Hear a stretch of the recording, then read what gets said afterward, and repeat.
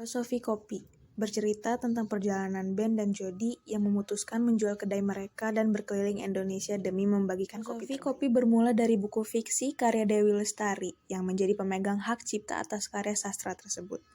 Buku itu diangkat menjadi film oleh V-Cinema yang kemudian dikembangkan menjadi berbagai bentuk model bisnis. Filosofi Kopi bermula film ini digarap oleh V-Cinema Pictures, sementara kedai kopi dipegang oleh perusahaan lain yang digawangi aktor film tersebut, yaitu Rio Dewanto dan Chico Jericho.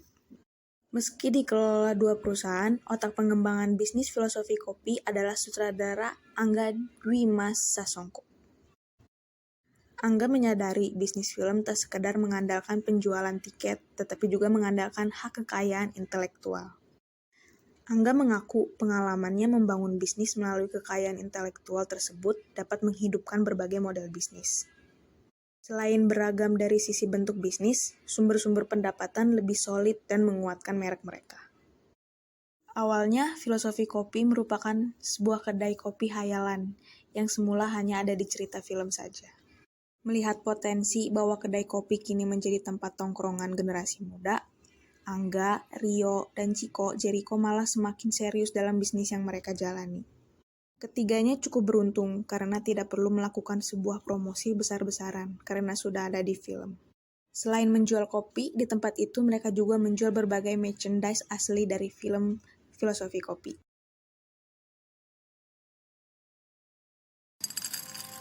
Selama ada yang namanya kopi, orang-orang dapat menemukan dirinya di sini. Kamu yang meracik semua kopi di sini? Iya. Saya kesini untuk memberikan sebuah tantangan khusus untuk Anda. Cuma satu host blend dan 100 juta jadi milik kamu. As simple as that. Duit tantangan 100 juta jadi 1 miliar, apanya yang susah sih? Bukan ngerti deh apa yang ada di otak lu, Ben. Sakit tuh. Karena kalau emang ada orang yang bisa bikin kopi paling enak di Jakarta ataupun di Indonesia, ya orang itu pasti gue. Jadi Anda bilang Perfecto kopi terbaik di dunia. Apa dasarnya? Maksud Anda ada kopi yang lebih baik dari Perfecto? Iya. Saya nggak pernah bercanda soal kopi. Nggak mungkin lah nggak ada rahasianya. Maksud lo apa? Tiba-tiba datang ke Filosofi Kopi, lo ngancurin usaha yang udah gue bangun sama Jody selama bertahun-tahun. Kalau lo nggak datang, semua nggak akan kacau kayak begini. Yot, orang waras macam apa sih yang ngebandingin kopi dari biji terbaik nih yang disiapkan dengan cara paling sophisticated, dengan pengalaman gue bertahun-tahun, ilmu yang gue timba kemana-mana, sama kopi yang diseduh langsung sama petani kampung. Coba lo jelasin sama gue. Mulut lo Kalau kamu ngerasa udah ngelakuin yang terbaik, mungkin sekarang kamu harus terima. Ben, your coffee perfect.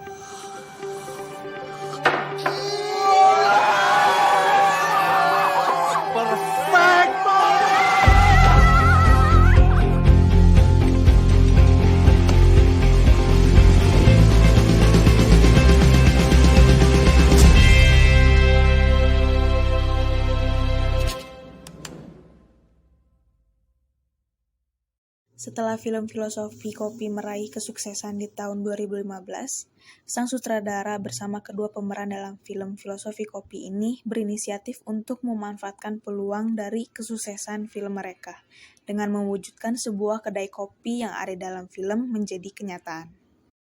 Filosofi Kopi pertama kali dibuka di Jakarta, dan kesuksesannya terbukti tidak hanya diraih dalam film saja, bahkan di dunia nyata pun kedai Filosofi Kopi menorehkan kesuksesan. Hal ini dapat dilihat dari ramainya kunjungan para penikmat kopi.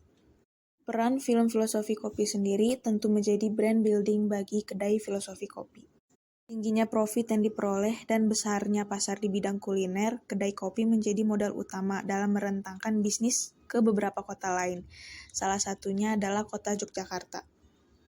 Kesuksesan dari usaha kedai Filosofi Kopi tidak terlepas dari branding yang dibangun melalui film Filosofi Kopi.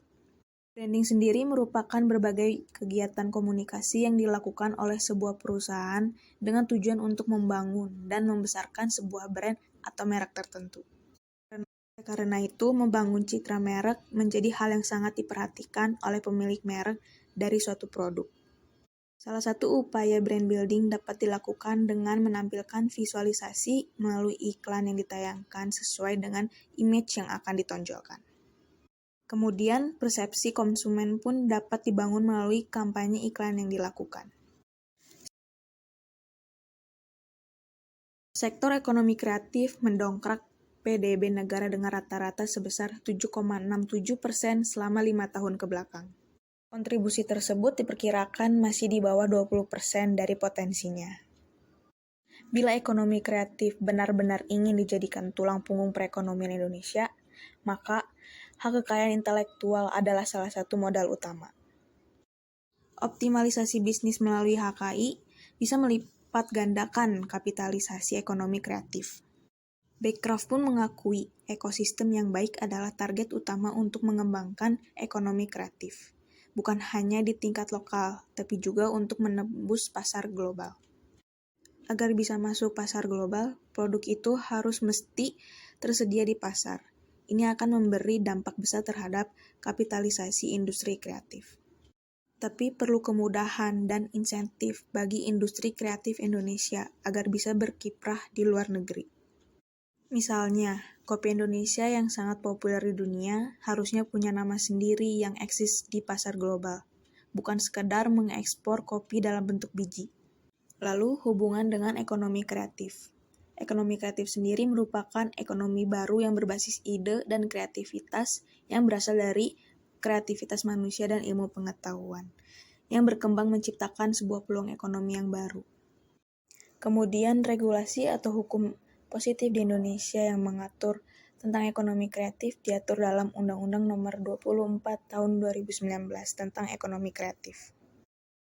Di mana di pasal 5, setiap pelaku ekonomi kreatif berhak memperoleh dukungan dari pemerintah dan atau pemerintah daerah melalui pengembangan ekosistem ekonomi kreatif. Lalu dari film tersebut, apa sih yang berkaitan dengan hukum ekonomi? Berkembangnya bisnis kedai kopi tidak dipungkiri pada masa ini, tempat kopi sudah menjadi sebuah tren. Hal ini dapat kita lihat dari sudah banyaknya tempat kopi atau yang kita ketahui tempat nongkrong. Berkembangnya sebuah bisnis tempat kopi ini merupakan salah satu bentuk hukum ekonomi pembangunan. Menurut Sunaryati Hartono, hukum ekonomi dibagi dalam 2 bidang, yaitu hukum ekonomi pembangunan dan hukum ekonomi sosial. Hukum ekonomi pembangunan merupakan pengaturan dan pemikiran hukum mengenai cara-cara peningkatan dan pengembangan kehidupan ekonomi Indonesia secara nasional. Hukum ekonomi sosial merupakan pengaturan dan pemikiran hukum mengenai cara-cara pembagian hasil pembangunan. Salah satu bentuk hukum ekonomi pembangunan merupakan berkembangnya bisnis kedai kopi atau tempat kopi. Film Filosofi Kopi merupakan salah satu bentuk atau cara bagaimana proses berdirinya sebuah bisnis kopi. Yang kita ketahui bahwa terciptanya sebuah peluang usaha sangat berdampak cukup baik bagi pengembangan ekonomi, khususnya dalam negara Indonesia. Dampak yang cukup terasa dari terciptanya sebuah usaha yaitu berdampak pada kehidupan sosial, yaitu peningkatan pendapatan, peningkatan dalam penyerapan tenaga kerja, dan meningkatnya sumber daya manusia sendiri. Selain itu, timbul pula dampak kompetensi aktivitas bisnis yang lebih sehat, membuka lapangan pekerjaan baru, mengurangi pengangguran, meningkatkan inovasi pelaku ekonomi kreatif, dan menciptakan masyarakat yang kreatif.